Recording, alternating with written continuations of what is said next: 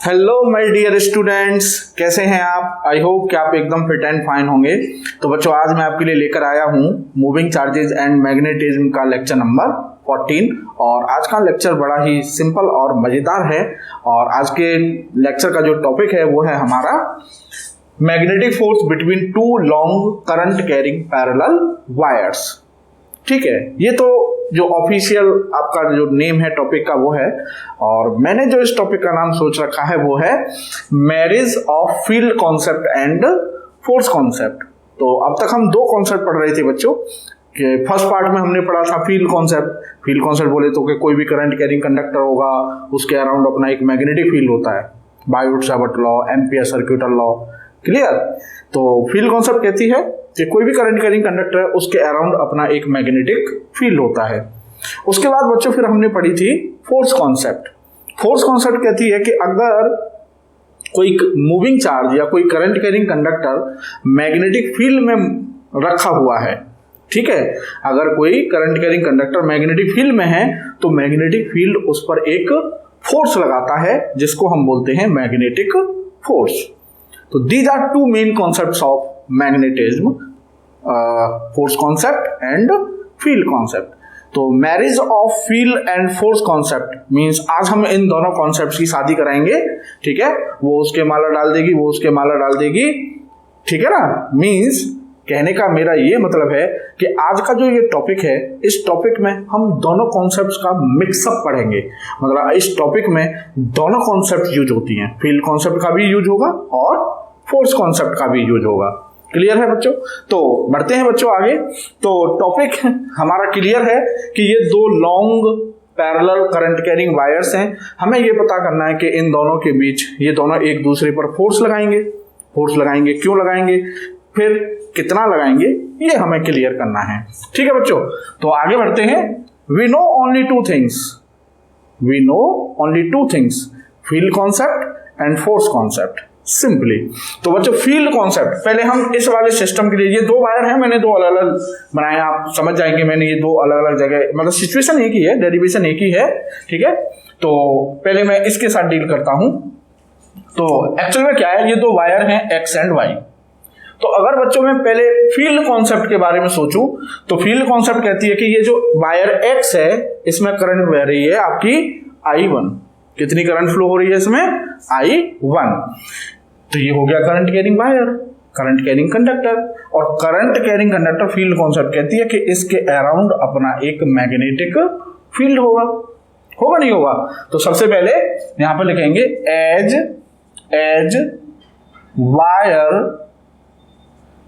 Wire X is a current carrying conductor. Clear? As wire X is a current carrying conductor, so it has a magnetic field. So it has a magnetic field around itself रखेगा, क्योंकि infinity long wire है बच्चों। तो यहां इस wire से इस point पर, मान लीजिए ये कोई पॉइंट ले लिया मैंने P, ये कोई पॉइंट ले लिया मैंने यहां पर P, जो कितनी डिस्टेंस पर है बच्चों? D डिस्टेंस पर है। तो कितना मैग्नेटिक फील्ड होगा D डिस्टेंस पर? तो यहां पर लिखेंगे, तो it's field at a point at distance D will be, तो B मान लो 1 फील्ड है, इसको हम मान लेते हैं B1। तो B1 equal to mu not upon 2 pi I1 upon D। इतना मैग्नेटिक फील्ड होगा, याद करिए। इन्फिनिटी लॉन्ग वायर के लिए मैग्नेटिक फील्ड का formula B equal to mu not upon 2 pi I upon D। ठीक है ना? तो करंट क्या है? I1, तो I1। अब हमें इसकी डायरेक्शन पता करनी है, तो डायरेक्शन पता करने के लिए तो यहां पर लिखेंगे कौन सा rule? Right hand palm rule number 1। तो right hand palm rule number 1 कहता है कि फिंगर्स को हम पॉइंट की तरफ कर लें और थंब को करंट की तरफ। तो करंट ऊपर जा रही है तो थंब ऊपर हो गया, फिंगर हमारी पॉइंट की तरफ हो गई, पॉइंट बी की तरफ। तो पाम पर आउटवर्ड नॉर्मल जब डालेंगे तो अंदर की तरफ आएगा, मींस -z। तो ये हो गया साहब हमारा फील्ड क्रॉस में। ठीक है, तो यहां पे लिखेंगे अलोंग -z। क्लियर है? अब बच्चों ये तो हो गई फील्ड कॉन्सेप्ट की बात। कहने का मतलब इस वायर के अराउंड ये एक मैग्नेटिक फील्ड है। ठीक है, ये हो गया मैग्नेटिक फील्ड। अब बच्चों फोर्स कॉन्सेप्ट क्या कहती है? फोर्स कॉन्सेप्ट कहती है कि अगर मैग्नेटिक फील्ड में कोई करंट कैरिंग कंडक्टर रखा हुआ है, तो ये जो करंट कैरिंग कंडक्टर है y, ये x के मैग्नेटिक फील्ड में रखा हुआ है। तो फोर्स कॉन्सेप्ट कहती है कि इस पर एक फोर्स लगेगा, हाँ या ना? तो इस पर फोर्स लगेगा।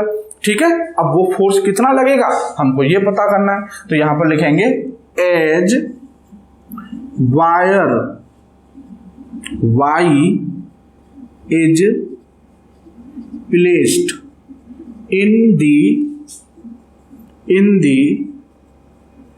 field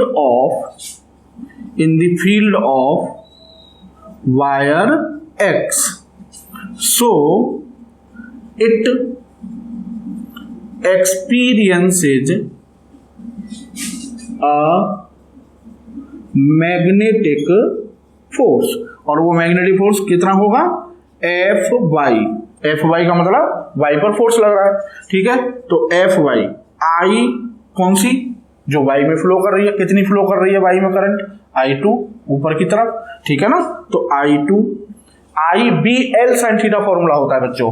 F का फॉर्मूला होता है IBL sin थीटा। तो I कंडक्टर में जो करंट फ्लो कर रही है, B जिस मैग्नेटिक फील्ड में वो रखा हुआ है। तो जो y वायर है वो किसके मैग्नेटिक फील्ड में रखा हुआ है? x के। तो x का जो फील्ड निकाला था वो कितना था? B1। तो B1 IBL, मान लीजिए इसकी L लेंथ इस मैग्नेटिक फील्ड के अंदर है, तो ये लेंथ मान ली हमने L। ठीक है, तो IB1L और sin theta, where theta is the angle between conductor and magnetic field. तो मैग्नेटिक फील्ड है बच्चों हमारा -z में। तो -z मतलब अंदर की तरफ, और जो वायर है वो रखा हुआ y की तरफ, ऐसे y के पैरेलल। तो y और z तो एक दूसरे के 90 पर होते हैं, तो थीटा हो गया 90। तो यहां पर लिखेंगे sin 90। तो ये हो जाएगा आपका I2B1L। क्लियर? B1 की यहां पर हम वैल्यू रख देंगे, तो Fy की बच्चों वैल्यू आ जाएगी I2, और B1 की वैल्यू रख देंगे हम μ0/2π I1/d। तो μ0/2π I1/d और इनटू लेंथ हो गई साहब हमारी L। ठीक है, तो y पर जो बच्चों फोर्स लगा L लेंथ पर कितना लगा? μ0/2π I1I2/d और इनटू L, इतना फोर्स लगेगा बच्चों। ठीक है, अब इस फोर्स की बच्चों हमें निकालनी है डायरेक्शन। तो फोर्स की डायरेक्शन कैसे निकालते थे आपको याद होना चाहिए, right hand palm rule number 2। और right hand palm rule number 2 क्या कहता है कि फिंगर्स को कर लीजिए मैग्नेटिक फील्ड की तरफ। तो इसकी वजह से जो मैग्नेटिक फील्ड है वो है -z में, तो फिंगर हो गई अंदर की तरफ, और वायर 2 इसमें y में जो करंट है वो अपवर्ड है I2, तो थंब हो गया करंट की तरफ। ठीक है, आउटवर्ड नॉर्मल किधर आ रहा है? -x की तरफ। तो फोर्स की डायरेक्शन हो गई साहब हमारी ये हो गया हमारा Fy, मतलब एलोंग, यहां पर लिखेंगे एलोंग -x, या इसको ऐसे भी लिख सकते हैं टूवर्ड्स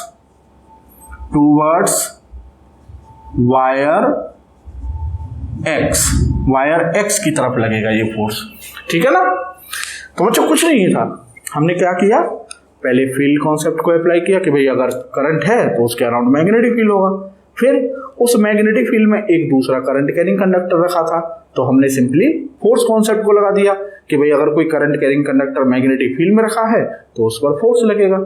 तो यहां से ये तो क्लियर हुआ कि इन दोनों के बीच फोर्स क्यों लग रहा है, वो क्लियर हो गई बात। ठीक है, अब बच्चों जो मैं कह रहा था कि मैंने ये दो अलग अलग क्यों बनाए हैं, अब सेम प्रोसीजर हम उल्टा, मतलब अब वाई करंट कैरिंग कंडक्टर है तो वाई की वजह से भी तो मैग्नेटिक फील्ड होगा, तो वाई का अपना मैग्नेटिक फील्ड होगा, उस मैग्नेटिक फील्ड में एक्स रखा हुआ है, उस पर फोर्स लगेगा। तो कहने का मतलब अब प्रोसीजर को उल्टा कर दिया, पहले हमने इसका फील्ड पता किया था, इस पर फोर्स निकाला था, ठीक है, एक्स का फील्ड निकाला था, वाई पर फोर्स निकाला था। अब क्या करेंगे, वाई का फील्ड निकालेंगे और एक्स पर फोर्स निकालेंगे।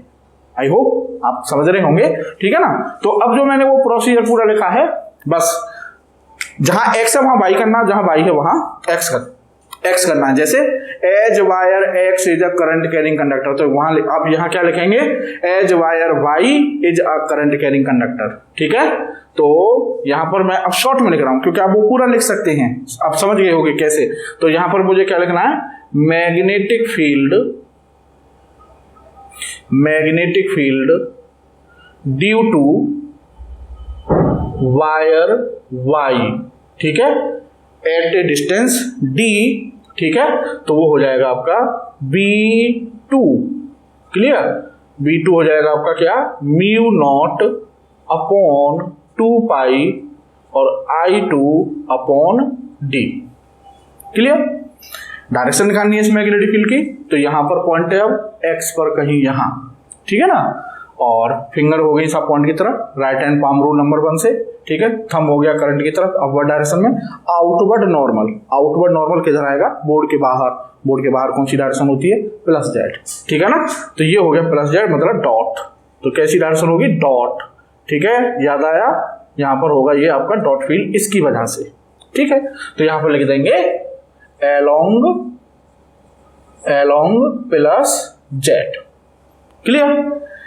अब इस फील्ड B2 में वायर X रखा हुआ है, तो current carrying wire magnetic field में रखा है, तो फोर्स कॉन्सेप्ट के अकॉर्डिंग उस पर एक फोर्स लगेगा। तो यहां पर लिखेंगे, देखो लिखा हुआ ना, as wire Y is placed in the field of wire X, तो यहां लिखेंगे as wire X is placed in the field of wire Y, ठीक है। सो यहां पर लिखेंगे as wire X is placed in the field of wire Y, so it experiences a magnetic force, clear. तो कितना फोर्स लगेगा, wire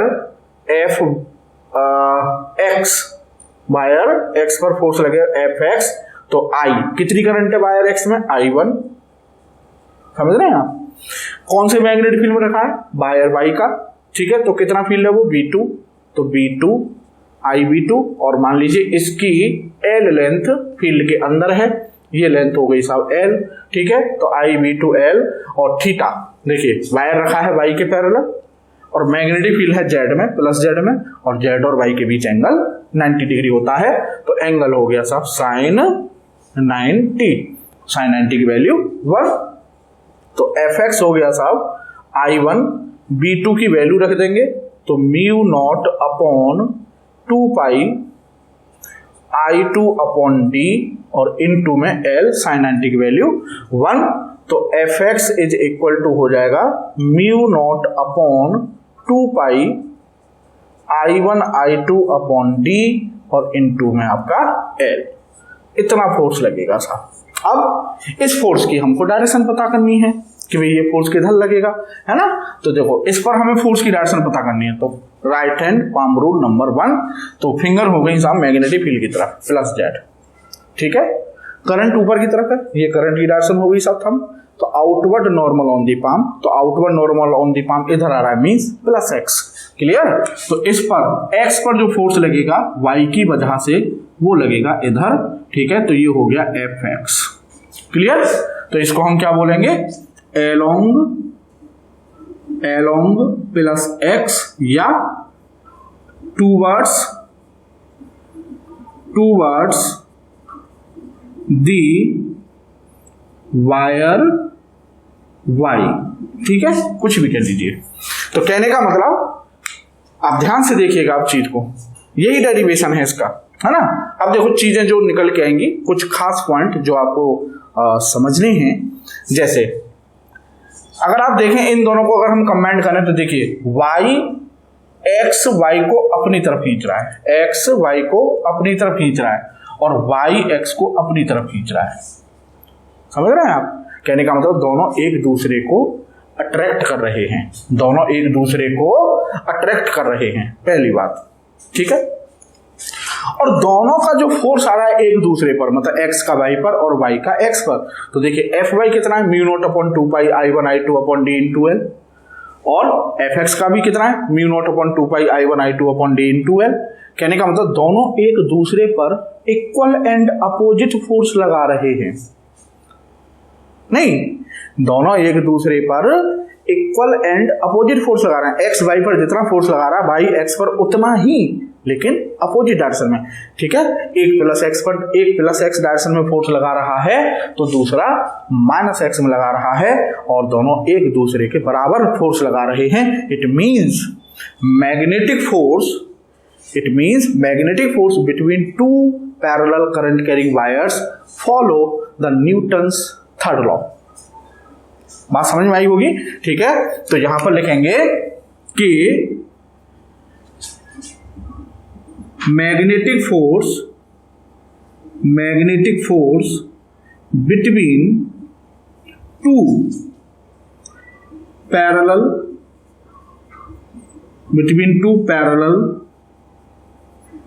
current carrying wires follow the Newton's third law। Clear?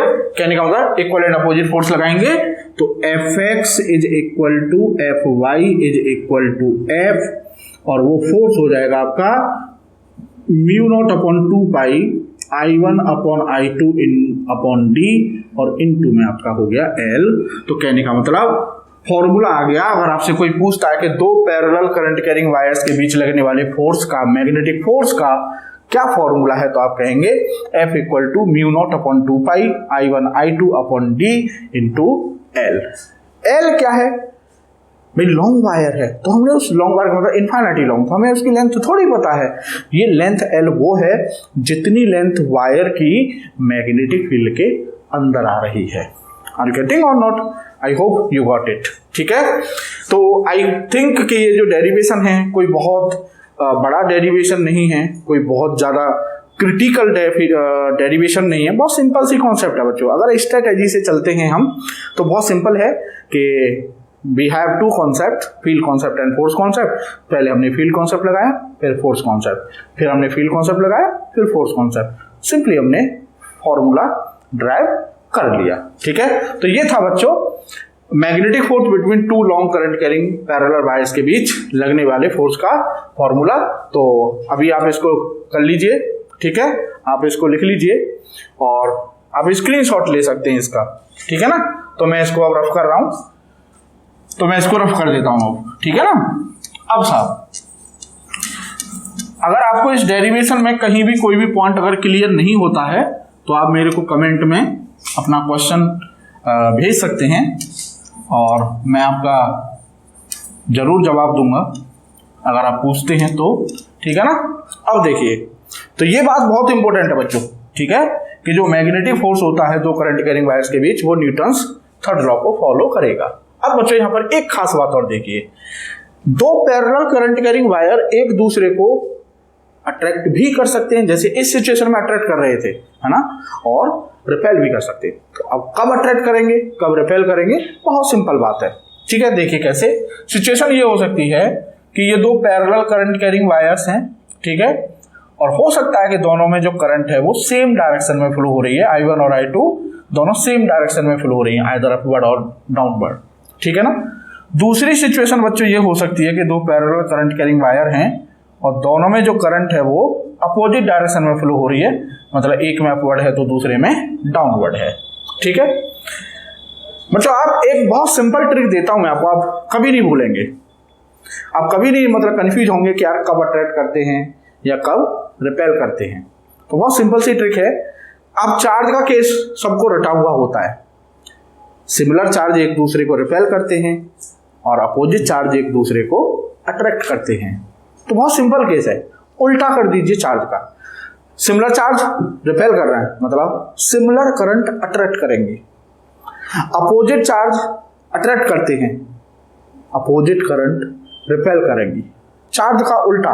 अब similar current का मतलब दोनों current एक ही direction में है, सेम डायरेक्शन में है, तो ये दोनों करंट एक दूसरे को बच्चों क्या करेंगी, अट्रैक्ट करेंगी। क्लियर है। अपोजिट करंट, एक करंट ऊपर एक करंट नीचे, तो वो दोनों करंट एक दूसरे को क्या करेंगी बच्चों, वो दोनों करंट एक दूसरे को रिपेल करेंगी। क्लियर है, चार्ज का उल्टा, ठीक है। तो यहां पर लिखेंगे एक नोटेड पॉइंट के similar currents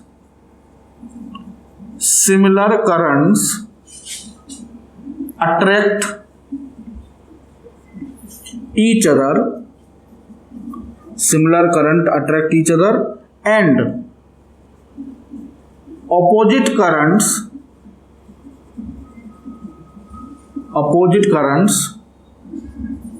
repel each other, ठीक है। और याद रखने के लिए आप ट्रिक लिख सकते हैं, क्या, reverse of case of charges, reverse of case of charges. तो कभी अगर कंफ्यूजन हो जाए तो चार्ज का केस याद कर लेना है कि सिमिलर चार्ज क्या करते हैं और अपोजिट चार्ज क्या करते हैं। तो वो जो कर रहे होंगे उसका जस्ट उल्टा होता है, similar charge repel but similar current attract, opposite charge attract but opposite current repel. Clear. तो ये हो गया सब फॉर्मूला।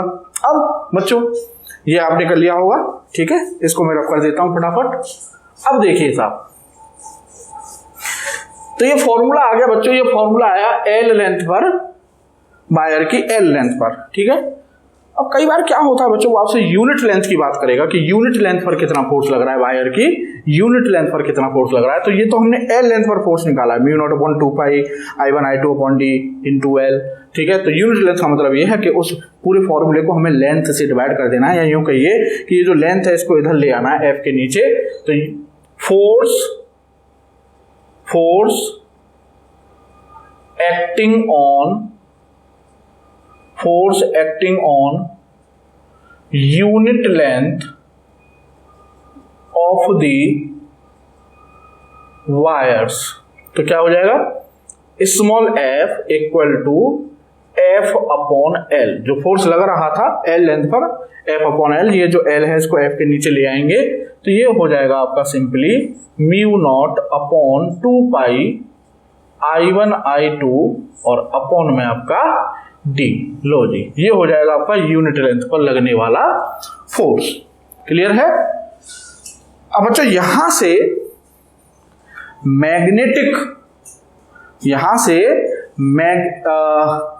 इलेक्ट्रिक करंट की डेफिनेशन बनती है एक बड़ी सुंदर सी, ठीक है। अगर कभी 1 एम्पियर को डिफाइन करना हो तो 1 एम्पियर को दो पैरेलल करंट कैरिंग वायर्स के बीच लगने वाले फोर्स से डिफाइन किया गया है। तो कैसे डिफाइन किया गया है ये देखिएगा कि इफ, यहां पर लिख लीजिए आप, डेफिनेशन ऑफ करंट, ठीक है। ये अक्सर आ जाती है, ये बोर्ड में भी आ जाता है कई बार क्वेश्चन, जब ये टॉपिक आएगा तो एक कहते ना साथ में लग के जो क्वेश्चन आता है, define 1 ampere on the basis of force acting between 2 long parallel current carrying wires, ठीक है ना। तो यहां पर देखिए, if I1 is equal to I2 is equal to 1 ampere, ठीक है, and D is equal to 1 metre, ठीक है। तो small f force acting on unit length आ जाएगा बच्चों म्यू नॉट अपॉन 2 पाई के इक्वल, और म्यू नॉट अपॉन 2 पाई की वैल्यू होती है बच्चों 2 इंटू 10⁻⁻7 न्यूटन पर मीटर। आएगा नहीं आएगा भाई? ये F क्या है? Force acting on unit length, तो यूनिट क्या आएगी? न्यूटन पर मीटर। ठीक है, कहने का मतलब 1 एम्पियर करंट उस करंट के बराबर मानी जाती है जो इन दो पैरेलल वायर में फ्लो कर रही हो, और इन दो वायर, ये दोनों वायर 1 मीटर की डिस्टेंस पर रखे हों। कितनी डिस्टेंस पर? 1 मीटर की डिस्टेंस पर रखे हों, और इन दोनों वायर्स की यूनिट लेंथ पर कितना फोर्स लग रहा हो बच्चों? 2 इंटू 10⁻⁻7 न्यूटन पर मीटर। क्लियर? मैं दोबारा से रिपीट करता हूं, दो वायर हैं 1 मीटर की डिस्टेंस पर रखे हुए हैं, और उनके बीच कुछ करंट फ्लो हो रही है, उनमें कुछ करंट फ्लो हो रही है, तो वो 1 एम्पियर करंट होगी। अगर उतनी करंट 1 एम्पियर उतनी करंट पर फ्लो होने पर फोर्स कितना लगे? 2 इंटू 10⁻⁷। क्लियर है ना? दो पैरेलल वायर हैं, उनके बीच 1 मीटर की डिस्टेंस पर रखे हुए हैं, और उनके बीच फोर्स कितना लग रहा है? 2 इंटू 10⁻⁷ न्यूटन पर मीटर। तो समझ जाइए उन दोनों में कितनी करंट फ्लो हो रही है? 1 एम्पियर। उस करंट को ही माना गया है 1 एम्पियर करंट। ठीक है, तो मैं यहां पर डिफाइन करता हूं। 1 ampere is defined as that current 1 ampere is defined as that current which when flow in two long parallel wires placed 1 meter apart, ठीक है, and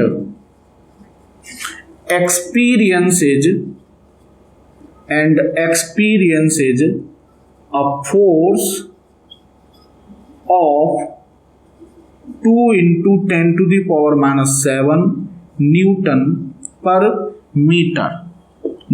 पर metre. Simple. 1 ampere is defined as that current which when flow in two long parallel wires placed 1 meter apart and experiences a force of 2 into 10⁻⁷ Newton पर metre. तो ये था बच्चों हमारा total whole topic. ठीक है, इससे ज्यादा इसमें कुछ नहीं है, बस आपको 2-3 बातें याद रखनी है, कब अट्रैक्ट करेंगे, कब रिपेल करेंगे, और दो पैरेलल वायर्स के बीच फोर्स का फॉर्मूला यूनिट लेंथ पर और एल लेंथ पर। 2 फॉर्मूले हैं, न्यूटन लॉ को फॉलो करते हैं, विशेष बात ये है इनमें। ठीक है, तो बच्चों अब हम करते हैं कुछ अच्छे न्यूमेरिकल्स। ठीक है ना? तो अब न्यूमेरिकल्स पर बढ़ते हैं बच्चों। तो ये तो आपने कर लिया होगा, ठीक है ना? तो इसको मैं रफ कर देता हूं। क्लियर? अब देखिए साहब, तो सिंपल न्यूमेरिकल से स्टार्ट करूंगा मैं, बहुत ज्यादा हार्ड न्यूमेरिकल नहीं लूंगा। ठीक है, सिंपल टू हार्ड चलेंगे। क्लियर है? बहुत इजी टॉपिक है ना? अच्छा, मैरिज वाली बात समझ में आ गई ना? दोनों कॉन्सेप्ट का यहां पर क्या हो गया? संगम हो गया, है ना? अभी तक क्या था? हम इंडिविजुअली फील्ड कॉन्सेप्ट पढ़ रहे थे या फिर फोर्स कॉन्सेप्ट पढ़ रहे थे, और अचानक से इस टॉपिक में दोनों कॉन्सेप्ट आके एक साथ यूज हुई, मतलब दोनों का एक साथ यहां पर मिलन हो गया। ठीक है, दोनों का संगम हो गया, इसलिए मैंने इसको नाम दिया marriage of field and force concept. ठीक है, तो सबसे सिंपल क्वेश्चन लेते हैं पहले। ठीक है, तो क्वेश्चन है कि a wire X of length 50 centimeter carrying a current of 2 ampere is placed parallel to a long wire Y of length 5 meter. ठीक है, the wire Y carries a current of 3 ampere. The distance between two wires is 5 centimeter and current flows in the same direction. The force acting on the wire Y as. ठीक है, तो ये दो wire हैं साहब, ये तो है आपका वायर एक्स और ये वायर है साहब आपका वाई, और इन दोनों के बीच ये जो डिस्टेंस है ये है 5 सेंटीमीटर। ठीक है, और इसमें करंट फ्लो हो रही है बच्चों 2 एम्पियर और इसमें करंट फ्लो हो रही है बच्चों 3 एम्पियर। ठीक है, और वायर एक्स की जो लेंथ है वो 50 सेंटीमीटर है और वायर वाई की लेंथ 5 मीटर, मतलब हम इसको लॉन्ग वायर मान सकते हैं, मतलब इनफाइनाइटली लॉन्ग मान सकते हैं। ये 50 सेंटीमीटर है, 0.5 मीटर, और ये 5 मीटर है, तो इसके आगे ये लॉन्ग वायर ही है, इनफाइनाइटली लॉन्ग वायर है। ठीक है ना, तो ये कह रहा है दोनों के बीच फोर्स कितना लगेगा, और ये बड़ा लेटेस्ट सवाल है, जेईई मेन में आ चुका है आपका 2022 में। ठीक है, तो लेटेस्ट क्वेश्चन है, बहुत सिंपल क्वेश्चन आते हैं बच्चों अब जेईई में, जो यूँ समझो कि सीबीएसई और जेईई मेन का बहुत ज़्यादा डिफरेंस नहीं है लेवल में। अगर आप अच्छे से सीबीएसई की तैयारी करते हैं, बहुत अच्छे से थ्योरी, बहुत अच्छे से न्यूमेरिकल्स वगैरह करते हैं, तो आप, मेरा ये मानना है कि आप बिना किसी एक्सटर्नल हेल्प के जेईई नीट ये आराम से निकाल सकते हैं, बशर्ते आप कंसिस्टेंटली और कंटिन्यूअसली रेगुलरली पढ़ाई करते रहें अच्छे लेवल से। ठीक है ना, तो बस अब देखो यहाँ पर लॉजिक क्या है, ये फाइनाइट लेंथ का वायर है और फाइनाइट लेंथ का वायर का मैग्नेटिक फील्ड निकालना है ना, बड़ा काम हो जाएगा। ये लॉन्ग वायर है, ठीक है ना, तो लॉन्ग वायर का मैग्नेटिक फील्ड कैसे निकाले, है ना। तो देखो ये दोनों पैरेलल वायर हैं, ये दोनों पैरेलल वायर है, और अभी पढ़ा है, दो पैरेलल वायर एक दूसरे पर फोर्स लगाते हैं, तो ये कह रहा है कि the force acting on the wire Y as. Clear, तो सबसे पहली बात तो ये है कि जो एक्स है वो वाई को अपनी तरफ अट्रैक्ट करेगा क्योंकि सिमिलर करंट है। The force acting on the wire Y as, ठीक है ना, तो एक्स जो है वाई को अपनी तरफ क्या करेगा बच्चों, अट्रैक्ट करेगा। तो ये तो पहले ही क्लियर हो गया कि जो फोर्स है वो टूवर्ड्स एक्स लगेगा। ठीक है, अब कितना लगेगा ये निकालना है। ठीक है, तो कैसे निकालेंगे, F इज इक्वल टू, इस पर निकाल लो, इस पर निकालो क्योंकि ये है लॉन्ग वायर, है ना, और इसकी लेंथ हमको पता है। क्लियर, तो कैसे निकालेंगे, F equal to mu naught, unit length पर फोर्स निकालें हम, L लेंथ पर अगर हम फोर्स निकालेंगे तो इसकी लेंथ हमको गिवन है ना 0.5 मीटर, तो mu naught upon 2 pi I1 I2 upon D और इनटू में L। ठीक है ना, तो ये हो जाएगा साहब आपका 2 into 10 to the power -7 mu not upon 2 pi की वैल्यू, I1 और I2 हो जाएगा साहब आपका 2 and 3, तो 2 इंटू 3, और L की वैल्यू कितनी है इसकी 50 सेंटीमीटर, तो 50 इंटू 10 टू दी पावर -2, और अपॉन में D है साहब 5 सेंटीमीटर ये वाली, तो 5 इंटू 10 टू दी पावर -2, ये कैंसिल हो जाएंगे, ये आपका 10 हो गया, तो 3 दूनी 6 दूनी 12, ठीक है, और इंटू 10 टू दी पावर -6, तो ये हो जाएगा आपका 1.2 into 10 to the power -5 newton.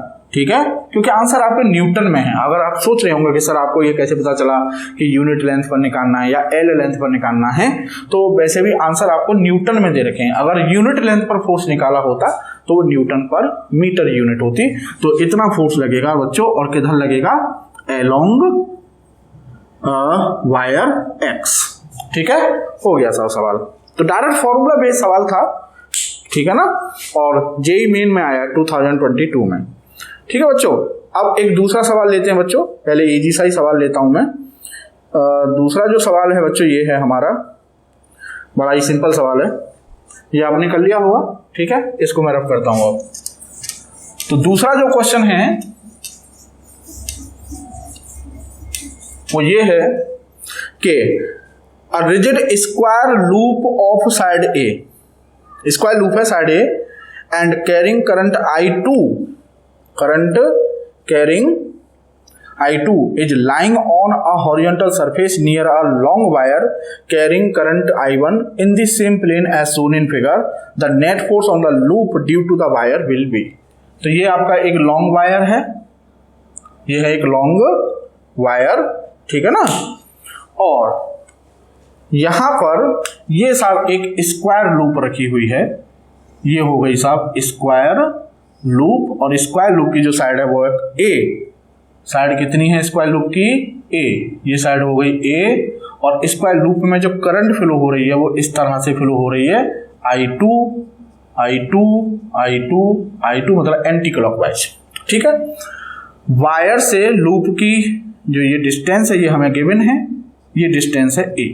ठीक है, तो कितना फोर्स लगेगा ये पता करना है। तो देखो सिंपल सी बात है, वायर की लूप की जो ये साइड है, मान लो मैं इसको नाम दे देता हूं, सवाल में नाम नहीं है, मैं नाम दे देता हूं ए बी सी और डी। तो जो साइड ए बी है और जो साइड सी डी है वो दोनों वायर के पैरेलल है। और अभी अभी हमने पढ़ा था कि अगर दो वायर एक दूसरे के पैरेलल हैं तो वो दोनों एक दूसरे को या तो अट्रैक्ट कर रहे होंगे या फिर रिपेल कर रहे होंगे। तो जाहिर सी बात है ये जो लॉन्ग वायर है ये इस पर फोर्स लगाएगा, ये जो लॉन्ग वायर है ये इस पर फोर्स लगाएगा। अब आप सोच रहे होंगे सर मैग्नेटिक फील्ड में तो ये भी रखा हुआ है करंट, ये वाली साइड। ठीक है, तो बच्चों इस पर जो फोर्स लगेगा वो ऊपर लगेगा तो इस पर नीचे लगेगा, मतलब ये जो साइड है ये दोनों फोर्स एक दूसरे को क्या कर देते हैं, कैंसिल आउट। तो हम फोर्स कौन सा वाला लगेगा, बस जो पैरेलल वायर्स हैं उनके बीच। ठीक है ना, तो पहले इन दोनों के बीच फोर्स निकालते हैं। तो देखिए अट्रैक्शन और रिपल्सन देखना है तो सिमिलर और आपको अपोजिट करंट देखनी है। तो करंट अपोजिट है दोनों में, देखो इसमें अपवर्ड जा रही है करंट I1, ठीक है, और इसमें करंट आ रही है नीचे I2। ठीक है साहब, दोनों अपोजिट करंट है तो रिपेल करेंगी। तो कहने का मतलब ये इसको फोर्स लगाएगा इधर। तो ये हो गया साहब आपका F1।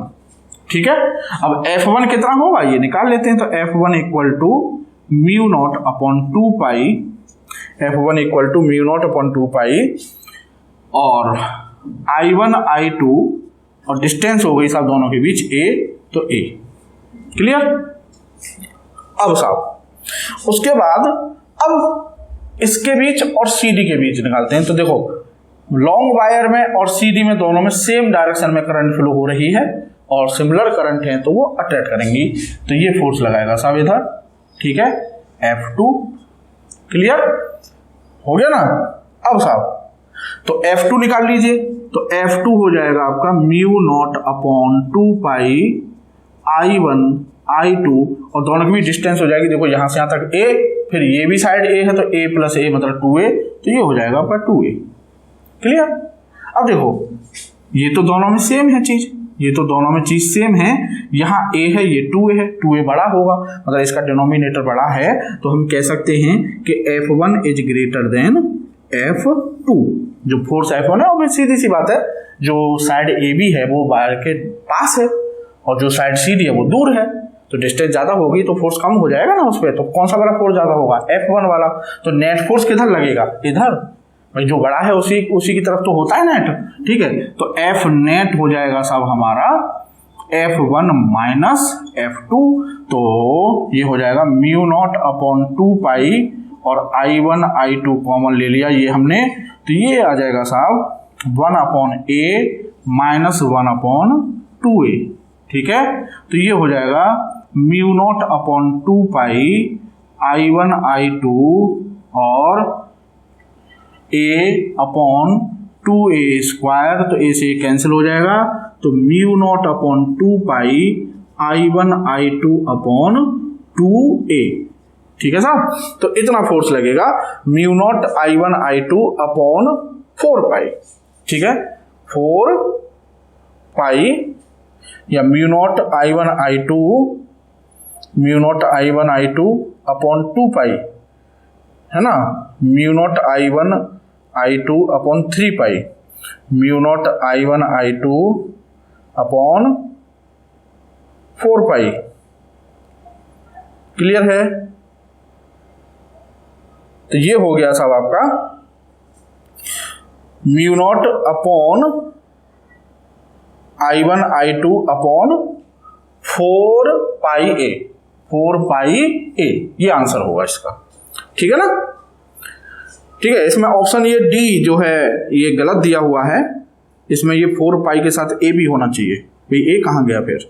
क्लियर है, तो इसमें जो है ये आंसर, अच्छा A किसी में भी नहीं आ रहा, इसमें ये हो गया A, ये A 2A, तो अच्छा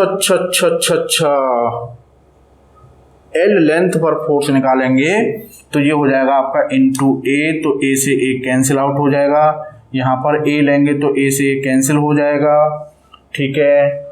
फिर यहाँ पर ये हो जाएगा आपका 1 और ये हो जाएगा 1/2, ठीक है ना। तो 1 में से ये हो जाएगा यहाँ पर हाफ, क्लियर। तो ये हो जाएगा आपका 1, सही है, ठीक है ना। ये हो जाएगा आपका 4πA, क्लियर, ठीक है, सॉरी 4π, 4π, क्लियर है। हाँ बच्चों, एक बात और क्लियर कर दूं मैं आपको कि सपोज कीजिए एक लॉन्ग वायर है, ये तो है लॉन्ग वायर, और लॉन्ग वायर के पास रखा हुआ है एक फाइनाइट लेंथ का वायर जिसकी लेंथ है L, ठीक है ना। तो उस केस में ये वायर जो इस पर फोर्स लगाएगा फाइनाइट लेंथ के केस में वो हो जाएगा आपका μ0/2π I1 I2 अपॉन D और इनटू में L। तो मतलब कहने का मतलब ये फोर्स हम पहले निकाल चुके हैं। अगर एक वायर लॉन्ग है और एक वायर आपका फाइनाइट लेंथ का है तो फिर आप उसकी फाइनाइट लेंथ पर फोर्स निकालेंगे, ठीक है ना। अब साहब 2 सवाल हो गए बच्चों। अब देखते हैं बच्चों हम एक तीसरा क्वेश्चन भी बहुत सिंपल है। चलिए इसको रफ करता हूं मैं। अब तो जो थर्ड क्वेश्चन है बच्चों,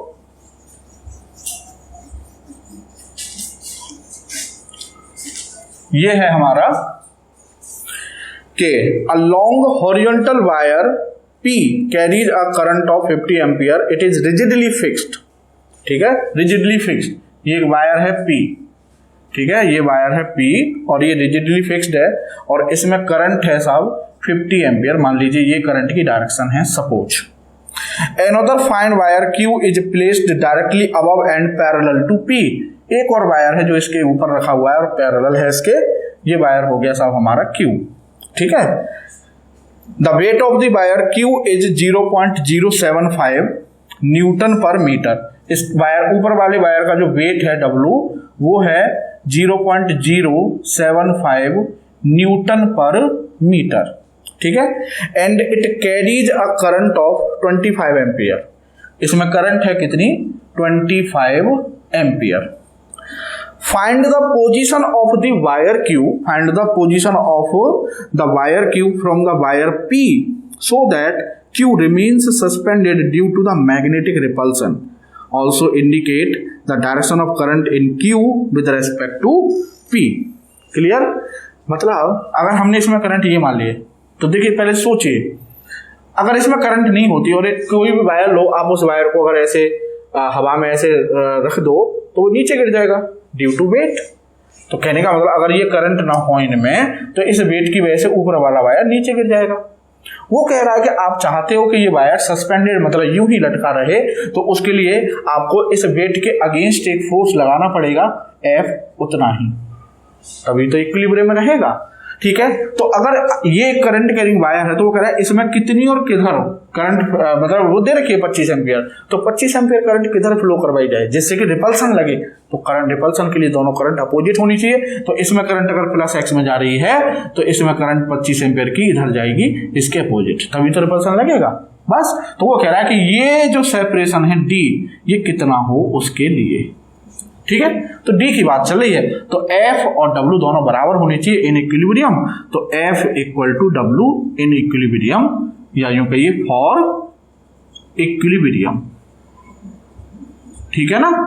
दोनों फोर्स एक दूसरे के बराबर होने चाहिए। तो ये हो जाएगा साहब आपका μ0/2π I1 I2 अपॉन D और इक्वल टू, क्योंकि यूनिट लेंथ का वेट दे रखा है तो मतलब यूनिट लेंथ पर ही रिपल्सन लगाना है, यूनिट न्यूटन पर मीटर, ठीक है ना।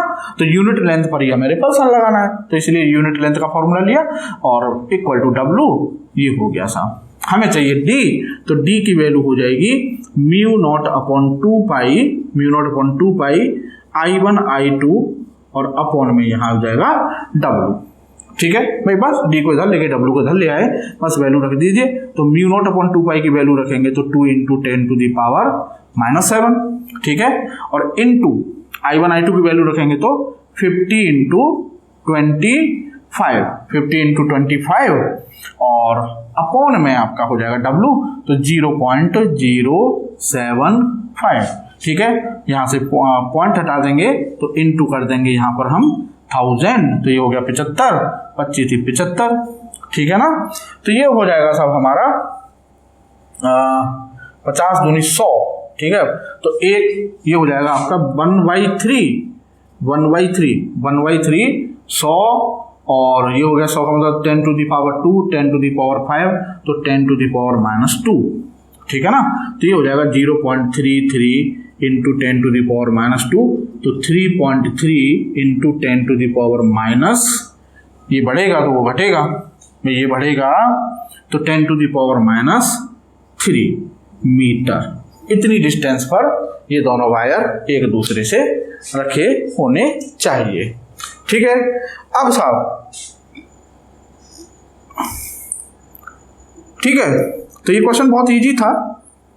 अब बच्चों ये हो गया, ये भी हो गया। ठीक है, अब साहब एक क्वेश्चन और लेते हैं लास्ट। ठीक है, उसके बाद लेक्चर को समाप्ति देंगे। बच्चों ये कर लिया होगा, चलिए इसको मैं रब कर देता हूं। अब तो अच्छा क्वेश्चन है ये भी जो अब मैं बोलने वाला हूं। ये क्वेश्चन है साहब आपका कि 2 wires A and B are carrying currents I1 and I2 as shown in the figure. The separation between them is D. A third wire C carrying a current I is to be kept parallel to them at a distance x from A such that the net force acting on it is 0. So the possible values of x are. ठीक है, question ये है बच्चों कि ये दो parallel wire हैं, ये मान लीजिए आपका है A, ठीक है, और ये है साहब आपका B। ठीक है, इसमें करंट फ्लो हो रही है I1 और इसमें करंट फ्लो हो रही है I2। ये A है, ये आपका B है। ठीक है, तो ये वायर डॉटेड वायर दिया हुआ है एक सी, इसकी पोजीशन उसने नहीं बताई है, वो ये करा कहीं भी रखा है। अब आपको रखना है वो फोर्स जीरो करने के लिए, वो आपको रखना है, कहाँ रखना है ये आपकी मर्जी है, कैसे रखनी है उसी के हिसाब से आपको एक्स की वैल्यू बतानी है। ये एक्स और ये जो वैल्यू है आपकी ये हो गई साहब आपकी डी। ठीक है, बात समझ में आ रही है? ये कह रहा है कि ये दो वायर ए और बी हैं, इसमें करंट I1 है, इसमें करंट I2, ये थर्ड वायर C है। ठीक है, ये थर्ड वायर C है और जो C है उसमें करंट है I, C में करंट कितनी है I। तो वो कह रहा है C वायर को आप कहाँ रख सकते हैं, मतलब किन किन वैल्यूज पर, X की किन किन वैल्यूज पर रखेंगे जिससे कि उस पर नेट फोर्स जीरो हो। तो देखिए आपके पास तीन पॉसिबिलिटी हैं। आप इस वायर को यहाँ रख सकते हैं इस रीजन में, आप इस वायर को यहाँ सोच सकते हैं कि भाई यहाँ रखने, और आप इस वायर को यहाँ सोच सकते हैं कि भाई यहाँ रख के देखें। ठीक है ना, जैसे वो होता था ना इलेक्ट्रोस्टैटिक्स में नल पॉइंट वाला केस कि चार्ज को बीच में रख के देखो, चार्ज को फिर इधर साइड में दूसरे वाले चार्ज के इधर रख के देखो, फिर इधर बाहर इधर दूसरे वाले चार्ज के पास रख के देखो, वही चीज़ है बिल्कुल। ठीक है ना, तो देखिए पहले बीच वाले के बारे में सोचते हैं। अगर मान लीजिए इस वायर को मैं रख दूँ और इसमें कोई भी करंट मान लो मैंने ये करंट मान ली I। ठीक है, अब देखो इस पर फोर्स कैसे लगाएंगे। देखो जो वायर ए है वो सी को अट्रैक्ट करेगा क्योंकि सिमिलर करंट है, तो ये अट्रैक्ट करेगा तो इधर एफ। ठीक है, सिमिलरली जो वायर बी है वो रिपेल करेगा क्योंकि दोनों में अपोजिट करंट होगी, तो रिपेल करेगा तो इधर ही रिपेल करेगा, तो ये हो गया वायर बी का फोर्स एफ। ठीक है, ये F1 ये F2, सपोज दोनों फोर्स पैरेलल हैं, दोनों का रिजल्टेंट कभी भी जीरो नहीं हो सकता। तो अगर आप इस वायर सी को ए और बी के बीच में कहीं भी रखते हैं तो ये दोनों ए और बी की वजह से जो फोर्स होंगे वो दोनों ऑलवेज कैसे रहेंगे, पैरेलल, मींस रिजल्टेंट कभी भी जीरो नहीं हो सकता। ठीक है, अब साहब यहां पर रख के देखते हैं हम वायर सी को यहां पर। ठीक है, ये वायर सी है, हमने वायर सी को यहां पर रख के देखा और मान लीजिए मैंने अपनी मर्जी से करंट लेनी है, चाहे नीचे ले लो ऊपर ले लो कोई फर्क नहीं पड़ता। ठीक है, तो ये करंट ले ली मैंने आई। ठीक है, ये वायर सी है साहब। अब देखो ए से जो डिस्टेंस है बच्चों, वो कह रहा है ना एज पर क्वेश्चन, ए से जो डिस्टेंस है वो कितनी है x, ये डिस्टेंस मान ली मैंने x। ठीक है, क्वेश्चन में गिवन है कि ए से जो डिस्टेंस है वो कितनी है x। ठीक है, तो ए से डिस्टेंस x हो जाएगी तो b से डिस्टेंस कितनी हो जाएगी c की, वो हो जाएगी आपकी x माइनस डी। क्लियर? अब देखिए साहब वायर ए करंट ऊपर जा रही है, सी में करंट ऊपर जा रही है, मतलब अट्रैक्ट करेगा, तो ए की वजह से जो फोर्स लगेगा वो हो गया एफ ए, ये सा अट्रैक्शन। वायर बी में करंट नीचे जा रही है और सी में ऊपर जा रही है, मतलब अपोजिट करंट हो गई, तो वायर बी सी को रिपेल करेगा, तो ये हो गया एफ बी। दोनों फोर्स एक दूसरे के अपोजिट हैं, तो पॉसिबिलिटी है कि उनका रिजल्टेंट जीरो हो। तो हमने मान लिया कि यहां से जब वायर ए से जब x डिस्टेंस पर है तो यहाँ पर नेट फोर्स जीरो है। नेट फोर्स का मतलब दोनों इक्वल एंड अपोजिट हैं, तो एफ ए और एफ बी को क्या कर देंगे बच्चों, इक्वल कर देंगे। तो एफ ए कितना हो जाएगा, mu naught upon 2 pi I1 into I, और ए से डिस्टेंस कितनी है बच्चों, x, तो अपॉन में x equal to f b mu not upon 2 pi I2 into I, और अपॉन में डिस्टेंस हो जाएगी x माइनस डी। ठीक है, म्यू नॉट अपॉन 2 पाई से mu not upon 2 pi cancel, I से आई कैंसिल, तो ये आ जाएगा साहब आपका I1 upon x equal to I2 और अपॉन में x माइनस डी, तो ये हो जाएगा आपका I1x minus I1d equal to I2x। ठीक है ना, तो यहां से I1 कॉमन ले लेंगे, तो ये हो जाएगा x माइनस डी, सॉरी हमें तो x की वैल्यू चाहिए ना, तो ये हो जाएगा साहब आपका I1x I2x को उधर ले आएंगे तो माइनस का I2x, और ये हो जाएगा आपका I1d। ठीक है, x कॉमन ले लेंगे तो x की वैल्यू आ जाएगी बच्चों I1d और अपॉन में I1 माइनस I2, तो एक तो x की वैल्यू आ गई ये। ठीक है, अच्छा अब वायर C को बच्चों हम इधर भी रख सकते हैं, यहां इधर भी रख सकते हैं ना, ये कर लिया होगा आपने। ठीक है, ये वैल्यू आ गई ना, चलिए ठीक है, चलिए मैं हटा देता हूं इसे अब। ठीक है, अब तो वायर सी को हम इस रीजन में रख के देखें, अब तो यहां रख के देखेंगे तो ये हो गया वायर सी, मान लीजिए ये हो गई करंट की डायरेक्शन। ठीक है, आई, और वायर ए से वो डिस्टेंस कितनी है, x। सही है, तो बी से कितनी डिस्टेंस हो जाएगी भाई, यहां से यहां तक d प्लस x, तो x प्लस d। ठीक है ना, तो अब देखो a और c में करंट सेम डायरेक्शन में, तो a c को अपनी तरफ अट्रैक्ट करेगा, तो ये हो गया एफ ए। सिमिलरली b में नीचे है, c में ऊपर है, तो अपोजिट करंट हो गई, तो b से रिपेल करेगा, तो ये हो गया आपका एफ बी। सही है ना, अब दोनों अपोजिट हैं, तो पॉसिबिलिटी है कि दोनों का रिजल्टेंट जीरो हो, तो एफ ए और इक्वल टू एफ बी कर देना है बस। तो एफ ए कितना होगा बच्चों, ए का mu not upon 2 pi I1 into I upon में x equal to f b mu not upon 2 pi I2 into I, और डिस्टेंस हो जाएगी आपकी x plus d, mu not upon 2 pi से ये कैंसिल, आई से I cancel, तो ये आ गया आपका I1 अपॉन x और I2 upon x plus D, तो यहां से ये आ जाएगा आपका I1x plus I1d equal to I2x। ठीक है ना, I2x को इधर ले जाएंगे I1x को, तो ये हो जाएगा x और I2 माइनस I1, और ये हो जाएगा आपका I1d, तो x की वैल्यू आ जाएगी बच्चों I1d अपॉन में I2 माइनस I1, तो इसको हम ऐसे भी लिख सकते हैं माइनस I1d अपॉन में I1 माइनस I2, तो x की बच्चों पॉसिबल वैल्यू हो गई x equal two plus minus I1d upon में I1 माइनस I2, तो ये पॉसिबल वैल्यूज हैं, एक x की वैल्यू प्लस में, एक वैल्यू माइनस में, तो इसमें option C is correct, option C is correct. तो बच्चों आई होप कि आपको आज का लेक्चर मजेदार लगा होगा और काफी यूजफुल है आपके लिए। तो आज के लिए इतना ही, मिलते हैं आपसे नेक्स्ट लेक्चर में नए टॉपिक के साथ, तब तक के लिए थैंक यू, जय हिंद।